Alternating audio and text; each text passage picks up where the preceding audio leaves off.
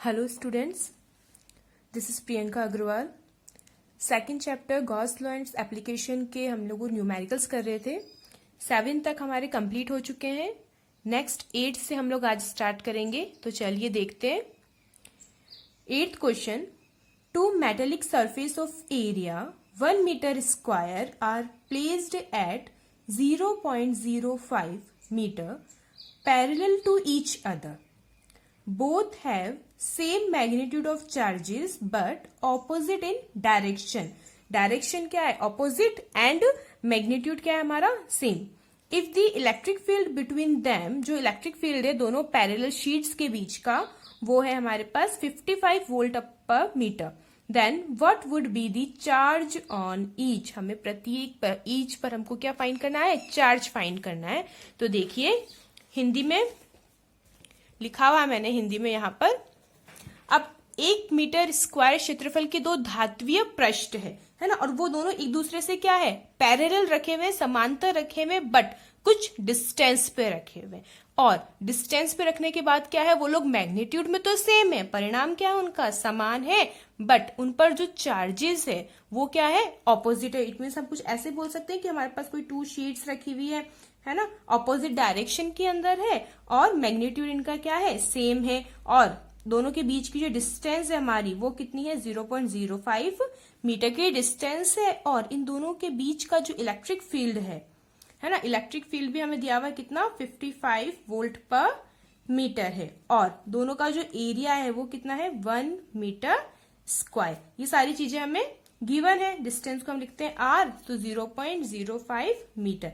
Find क्या करना है हमें? प्रत्येक पर आवेश का मान. इट मीन्स कि हमें चार्ज फाइंड करना है. तो क्यू हमें करना है फाइंड. तो ये सब लिखते ही आपको समझ में आ रहा होगा कि अब हमें कौन सा फॉर्मूला अप्लाई करना है. अगर क्वेश्चन देखते ही आपको फॉर्मूला समझ आ जाए कि हाँ हम ये वाला फॉर्मूला यहाँ अप्लाई कर सकते हैं, तो आपका क्वेश्चन बहुत इजी सॉल्व हो जाता है. तो देखिए यहाँ पर हमें पता है इलेक्ट्रिक फील्ड का जो फॉर्मूला होता है क्या होता है? Sigma upon epsilon not. पता ही है. और सिग्मा क्या होता है? Surface charge density. Surface charge density क्या होता है हमारा? क्यू अपॉन ए. यही होता है ना. तो बस ये सिग्मा की वैल्यू किसमें पुट करनी है आपको? इलेक्ट्रिक फील्ड वाले फॉर्मूले में. तो इलेक्ट्रिक फील्ड के फॉर्मूले में अप्लाई करने पर क्या हो जाएगा? Q upon A sigma A epsilon not. अब फाइंड हमें करना है क्यू, चार्ज हमें फाइंड करना. तो क्या हो जाएगा? E dot A epsilon not. बस बहुत इजी था. अगर फॉर्मूला समझ आ गया तो अब आप इसके अंदर वैल्यूज पुट कर दीजिए. ई की वैल्यू, इलेक्ट्रिक फील्ड की वैल्यू आपको गिवन है 55, एरिया 1 मीटर स्क्वायर है तो 1, और एप्सिलॉन नॉट की वैल्यू हम लोगों को अच्छे से लर्न है 8.85 इंटू 10⁻⁻12. इनको सॉल्व करोगे आप तो आंसर क्या आ जाएगा? 4.87 इंटू 10⁻⁻10 कूलम. यह आ जाएगा आपके पास इसका आंसर. तो बहुत इजी क्वेश्चन था. बस हमें फॉर्मूला पता होना चाहिए कि हमने इलेक्ट्रिक फील्ड का फॉर्मूला पढ़ा है. सिग्मा अपॉन एप्सिलॉन नॉट लगाना है, और इसमें सिग्मा की वैल्यू क्या करनी है? पुट करनी है. तो चलिए नेक्स्ट क्वेश्चन देखते हैं. नेक्स्ट क्वेश्चन है हमारे पास question number 9th, which is a particle of mass 9 into 10⁻⁻5 gram is placed at some distance above a uniformly charged long horizontal sheet. यहां पर क्या आ गया हमारे पास? सबसे पहले तो हॉरिजेंटल शीट आ गया. Okay. Of surface charge density of 5 into 10⁻⁻5 coulomb per metre square. How much should be the charge on the particles so that it would not fall when left freely. तो आपको एक horizontal sheet लेनी है. सबसे पहले हिंदी में देखिए, एक 9 इंटू 10⁻⁻5 ग्राम द्रव्यमान का कण एक समरूप आवेशित लंबी क्षैतिज परत जिस पर पृष्ठ आवेश घनत्व 5 into 10⁻⁻5 coulomb per metre square है के ऊपर कुछ दूरी पर रखा है. तो अब अगर हमें हॉरिजेंटल शीट दी हुई है तो हमने ये इस तरीके से क्या ले ली है? कोई भी हॉरिजेंटल शीट ले ली है, और इस पर क्या है हमारा? चार्ज है, या हम कह सकते हैं इस पर क्या हमारा?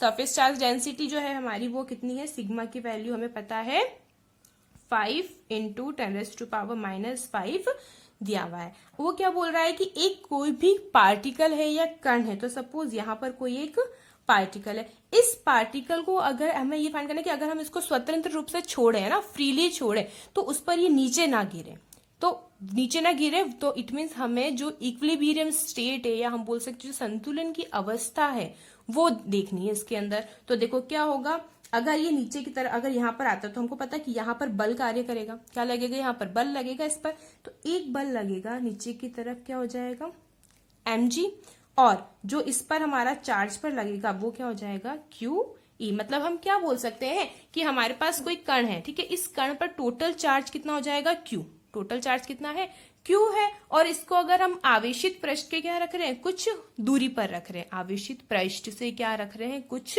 दूरी पर ऊपर की तरफ से रखकर उसको क्या कर रहे हैं, हम छोड़ रहे हैं, फ्रीली क्या कर रहे हैं, छोड़ रहे हैं। अब छोड़ने पर अगर ये नीचे नहीं गिरता है तो यहां पर क्या आ जाती है, संतुलन की अवस्था आ जाती है। वो संतुलन की अवस्था पर जो फोर्स लग रहा है वो फोर्स क्या हो जाएगा, देखो हम उसको ऐसे लिख सकते हैं, कण पर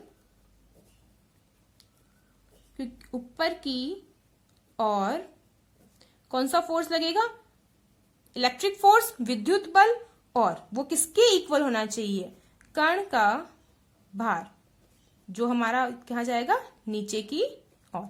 अगर ये दोनों चीजें इक्वल हो जाएगी तभी हमारी संतुलन की अवस्था आएगी।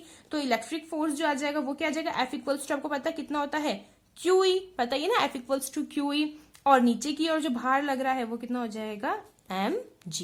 तो ये हमारी इसमें क्या आ जाएगी, कंडीशन आ जाएगी। ओके, m की वैल्यू भी हमें गिवन है, m की वैल्यू कितनी गिवन है, 9 इंटू 10⁻⁻5 ग्राम मीटर, या हम बोल सकते ग्राम है ना, 9 इंटू 10⁻⁻5 ग्राम। ओके, अगर ग्राम है तो हमको इसको किस में चेंज करना पड़ेगा, किलोग्राम में चेंज करना पड़ेगा, केजी में चेंज करना पड़ेगा, तो क्या हो जाएगा 9 इंटू 10⁻⁻8 केजी। ये हमने इसको ग्राम से केजी में चेंज कर दिया है। ओके, अब अगर हमारे इसी फॉर्मूले की बात करें यहाँ पर, तो देखिए हमें फाइंड क्या करना है, चार्ज ही फाइंड करना है ना, उस पर यही है कि नीचे रखा जाए तो कण पर कितना आवेश हो, कितना आवेश हो कि उसको स्वतंत्र छोड़े और वो नीचे ना गिरे। तो कितना आवेश हो फाइंड करने के लिए Q इक्वल्स टू क्या हो जाएगा हमारे पास में, Q equals to mg upon E, यही हो जाएगा mg अपॉन E। ओके, और आपको पता है कि जो इलेक्ट्रिक फील्ड है इसकी वैल्यू क्या होती है, सिग्मा अपॉन, यहाँ पर आ जाएगी 2 एप्सिलॉन नॉट, 2 एप्सिलॉन नॉट हमारे पास वैल्यू आ जाएगी इसकी। अब देखो अगर ये वैल्यू मैं यहाँ पुट करती हूँ तो Q इक्वल्स टू क्या आ जाएगा मेरे पास में, 2 epsilon not mg upon sigma, 2 epsilon not mg upon sigma. ये हमने इसमें क्या वैल्यू पुट कर दी है, E की वैल्यू पुट कर दी है। अब देखिए अगर 2 इंटू एप्सिलॉन नॉट की वैल्यू कितनी आ जाएगी, 8.85 इंटू 10⁻⁻12 इंटू m कितना दिया हुआ है हमको, 9 इंटू 10⁻⁻8, और जो हमारा g है गुरुत्वाकर्षण बल जो होता है ना, ग्रेविटेशनल फोर्स, वो क्या होता है 9.8, हमें पता है ना ये तो। ओके, और सिग्मा की वैल्यू भी हमें गिवन है, कितनी है 5 इंटू 10⁻⁻5। बस इसको सॉल्व करना है आपको और आंसर फाइंड करना है। प्रीवियस वीडियो में हमने जो क्वेश्चंस करे थे उनमें भी मैंने कुछ कुछ क्वेश्चंस में आंसर आप लोगों को फाइंड करने के लिए बोला था, उसके भी आंसर्स अभी तक मेरे पास नहीं आए हैं, तो आप लोग उसके और इस वाली वीडियो के क्वेश्चंस के आंसर सॉल्व करके मुझे बताएंगे। तो नेक्स्ट क्वेश्चन देखते हैं हम। नेक्स्ट क्वेश्चन में क्या है आपके पास, एक XY प्लेन दिया हुआ है, तो इन XY प्लेन कोई XY अक्ष है, there is surface charge density of 5 into 10⁻⁻16 coulomb per metre square on a long uniformly charge sheet. A circular loop of radius 0.1 metre makes an angle of 60 degree with Z axis, determine the electric flux through the loop. जो loop आपका electric flux बना रहा है वो electric flux की आपको क्या करनी है, वैल्यू फाइंड करनी है। तो चलिए देखते हैं, इसमें XY प्लेन में स्थित हमारी लंबी समरूप आवेशित परत है, उस पर आवेश घनत्व कितना दिया हुआ है हमारे पास, सिग्मा की value 5 into 10⁻⁻16 coulomb per metre square, ठीक है। और ये चार्ज किस पर है हमारा, XY तल में स्थित पृष्ठ आवेश घनत्व, ये हमारा क्या है, एक्स वाई प्लेन में है। ओके, अब हमको हमारे को क्या पता है कि इसमें एक सर्कुलर लूप बना हुआ है। सर्कुलर लूप अगर बना हुआ है तो सर्कुलर लूप के साथ में वो बोल रहा है कि जो सर्कुलर लूप है वो जेड अक्ष पे बना हुआ है ना, तो जेड अक्ष से हम क्या बोल सकते हैं, लूप का अक्ष कोण हम बोल सकते हैं यहाँ पर जेड अक्ष से कोण कितना हो जाएगा, हमारा लूप का कोण वो हो जाएगा ई, व डीएस के बीच का कोण क्या हो जाएगा, ई व डीएस के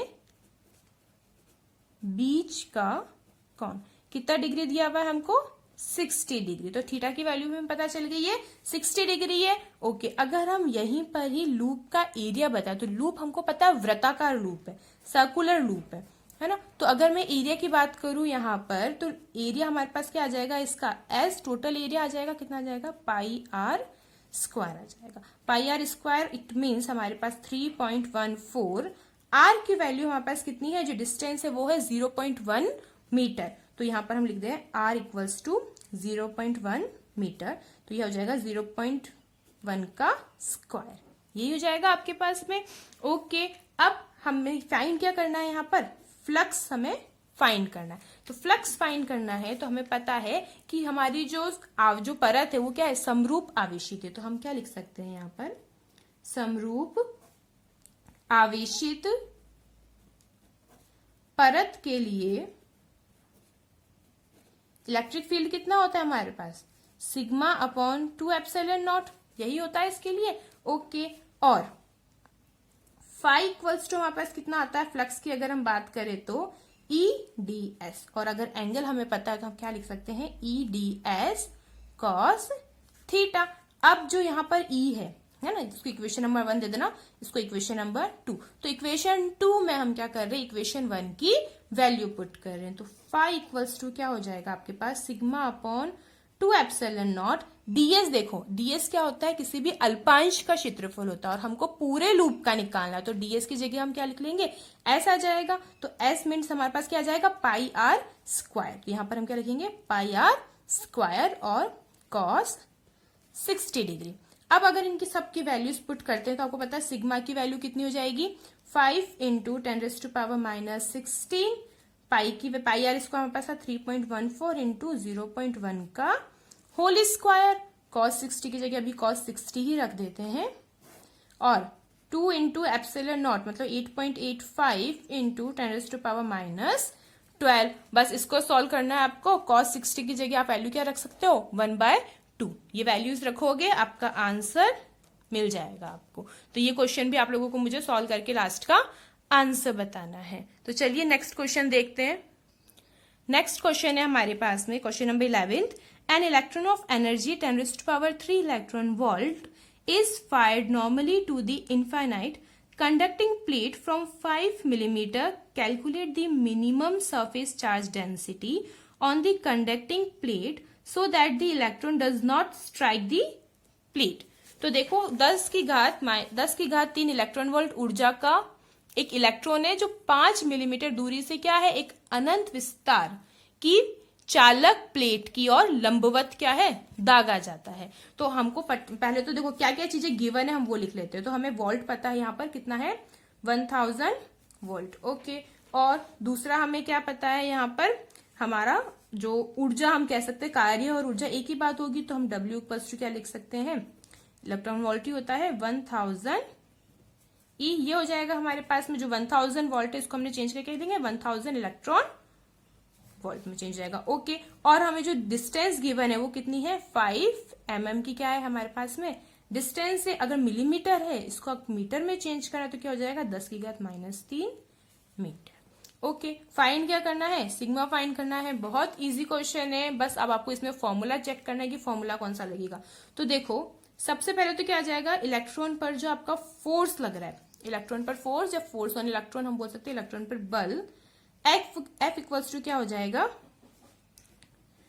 E और इलेक्ट्रॉन, और ये हो जाएगा एनर्जी का, इलेक्ट्रिक फील्ड का। तो इसको अगर आप सॉल्व करते हो तो E की जगह तो E, और जो इलेक्ट्रिक फील्ड है या जो हम कह सकते हैं जो हमारा विद्युत क्षेत्र है ना, तो उसका फॉर्मूला क्या होता है, सिग्मा अपॉन एप्सिलॉन नॉट। यही होगा ना। अच्छा, अब अगर आपको पता है कि कार्य और ऊर्जा हमारे पास एक ही होता है और जो हमारा W इक्वल्स टू होता है वो क्या होता है, FD होता है, फोर्स इंटू डिस्प्लेसमेंट या फोर्स इंटू डिस्टेंस हम बोल सकते हैं। तो बस F की वैल्यू पुट करी E sigma upon epsilon not और डॉट में क्या आ जाएगा, D आ जाएगा। ठीक है, अब देखिए हमें वैल्यू पता है कि हमारे पास W की वैल्यू थी कितनी टोटल, हमने लिखी थी 1000 E, यही था ना हमारे पास में। तो यहाँ पर क्या आ जाएगा, ये 1000 इलेक्ट्रॉन। इट मीन्स कि हम क्या कर सकते हैं, 1000 इलेक्ट्रॉन किसके इक्वल आ रहा है, E sigma upon epsilon not D के। इसके क्या आ रहा है, हमारा इक्वल आ रहा है। E से E क्या हो जाएगा, कैंसिल। अब फाइंड क्या करना है हमको, सिग्मा फाइंड करना है। तो सिग्मा इक्वल्स टू क्या हो जाएगा, 1000 इंटू एप्सिलॉन नॉट की वैल्यू रख दी हमने 8.85 इंटू 10⁻12 अपॉन में क्या आ जाएगा, यहाँ पर डिस्टेंस हमारे पास कितना है 5 इंटू 10⁻³ बस इतनी सी चीज आपको सॉल्व करनी है और सॉल्व करने पर आंसर आ जाएगा 1.77 into 10⁻6 coulomb per metre square. ये क्वेश्चन भी बहुत इजी था, आप लोग आराम से कर सकते थे। अब एक लास्ट क्वेश्चन बचा हमारे पास इस चैप्टर का, तो देखिए लास्ट क्वेश्चन में क्या हमारे पास एक सोप बबल है। तो एक साबुन के बुलबुले के इन अंदर और बाहर दाब समान है, जो इनसाइड और आउटसाइड प्रेशर है वो प्रेशर क्या है, इक्वल है। साबुन के घोल का पृष्ठ तनाव जो सरफेस टेंशन है वो कितना है, 0.04 न्यूटन पर मीटर है। तो हमें बुलबुले का जो व्यास है, डायमीटर ऑफ जो बबल है वो 4 सेंटीमीटर गिवन है। हमें फाइंड क्या करना है, बुलबुले पर आवेश का मान फाइंड कीजिए। तो हमें चार्ज ऑन बबल फाइंड करना है। चार्ज ऑन बबल का मैंने आपको फॉर्मूला बताया था, तो बस जो जो गिवन है वो लिख देते हैं। तो सरफेस टेंशन गिवन है तो 0.04 न्यूटन पर मीटर हो जाएगा। डायमीटर हमको 4 सेंटीमीटर दिया हुआ है, तो रेडियस कितनी हो जाएगी इसकी, 2 सेंटीमीटर। ओके, और 2 सेंटीमीटर है, अगर मुझे इसको मीटर में चेंज करना तो कितना हो जाएगा, 2 इंटू 10⁻⁻2 मीटर। फाइंड क्या करना है हमें, चार्ज इसमें फाइंड करना है। और फॉर्मूला आपको पता ही, हमने वीडियो में पढ़ा ही था। Q इक्वल्स टू क्या लगता है, 4π8T epsilon not R cube. बस अब इस फॉर्मूले में आप वैल्यू पुट करके आंसर निकालेंगे। तो अब आपके पास सेकंड चैप्टर पूरा कंप्लीट हो चुका है, थ्योरी और न्यूमेरिकल्स। चैप्टर के अंदर जो एग्जांपल्स दिए हुए हैं वो भी आप लोगों को करने हैं और करके मुझे बताना है। अगर किसी क्वेश्चन में कोई प्रॉब्लम आती है तो बताना।